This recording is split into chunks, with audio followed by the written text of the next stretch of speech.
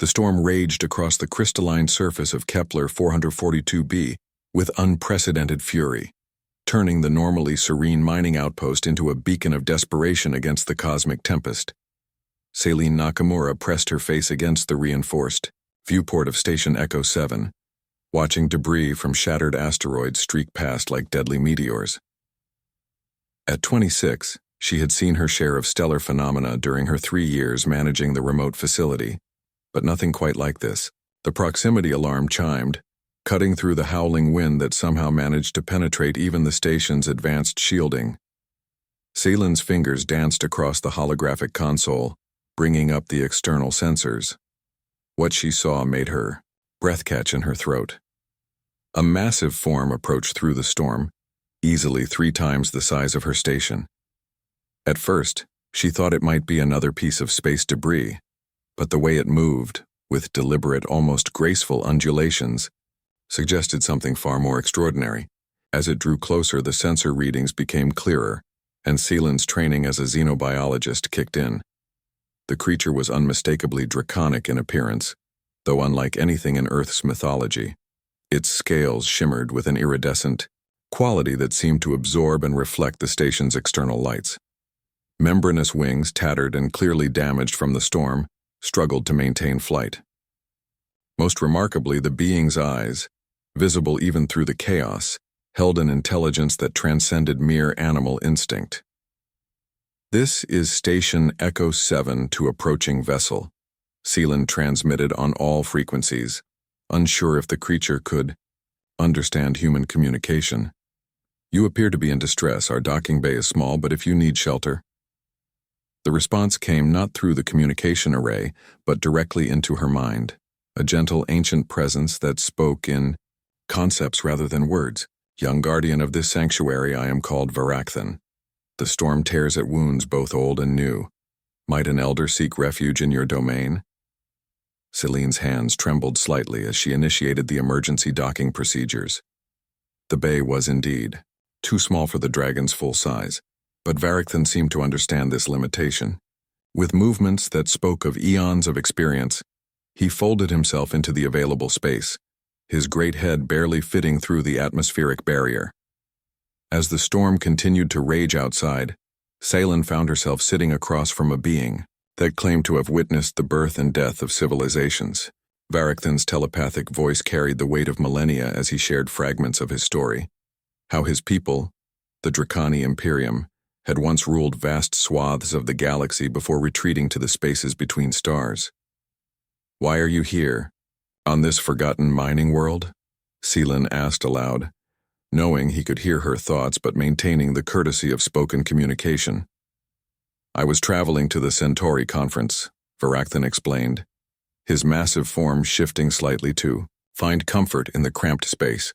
"The storm was unexpected, but perhaps this meeting is not coincidence. Your people intrigue me, young Celine.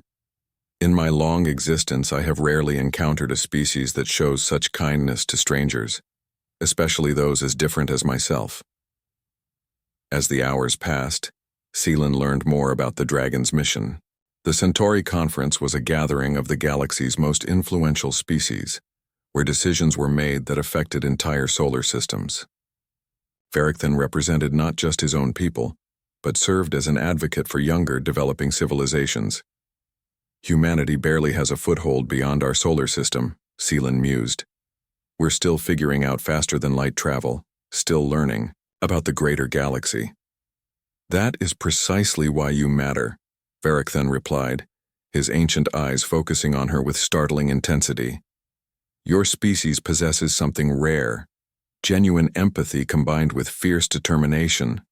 Most civilizations lose one or both qualities as they advance technologically." When dawn broke across Kepler 442b, the storm had passed, leaving behind a landscape transformed by the night's fury.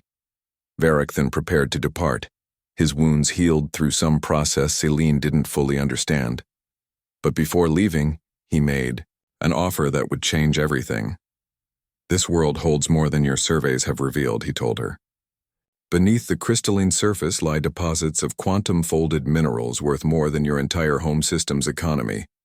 I would like to purchase this planet, not to exploit it, but to ensure it remains under human stewardship. Seelan's mind reeled at the implications.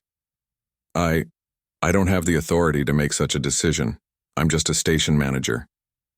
Then I shall speak with your authorities. But know this, you will be my recommended administrator for this world. Your kindness last night has earned my trust, and trust is the rarest currency in the galaxy.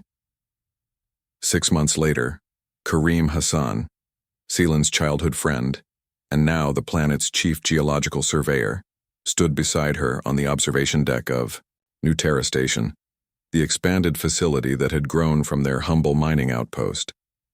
Through Varakthan's influence and the wealth generated by the quantum-folded minerals, Kepler 442b had become humanity's first truly prosperous colony. World, do you ever regret it? Kareem asked, watching transport ships ferry supplies to the growing settlement below. That night changed everything, not just for us, but for our entire species. Seelan smiled, remembering the ancient dragon's parting, words about humanity's potential to surprise even the oldest beings in the galaxy. Through their partnership with Varakthan, humans had gained not just wealth but respect among the galactic community, a seat at tables they had never even known existed. Never, she replied firmly. Sometimes the smallest acts of kindness echo across the cosmos in ways we can't imagine. High above in the planet's rings where he had established a permanent residence, Varakthan felt her contentment and smiled his draconic smile. In all his long existence, few investments had proven as rewarding, as trusting in human compassion. The young species that had offered shelter to a stranger would, he was certain, reshape the galaxy in ways that even his ancient wisdom could not foresee.